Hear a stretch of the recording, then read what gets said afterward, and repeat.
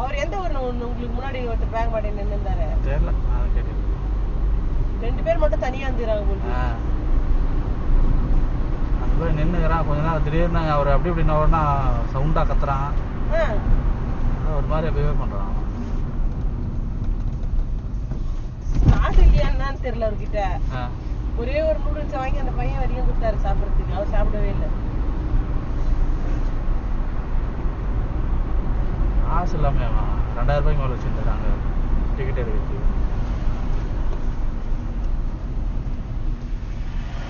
காசு எண்ணி இருந்தாருன்னு சொல்லிச்சு ரோஷினி முதல்ல ஒரு வாட்டி வந்து அவரு.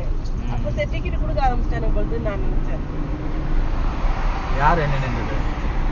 அந்த முன்னாடி பேக் மாட்டின்னு இருந்தாரு அவரு. அதான் அவர் தான் எடுத்து எண்ணி நின்றாரு. அதான் நானும் பார்த்தேன். காசு எண்ணி நிற்கிறாரு. அப்ப அந்த பையன் வேற வந்து ஓடியாந்து கத்துனானா அவரு.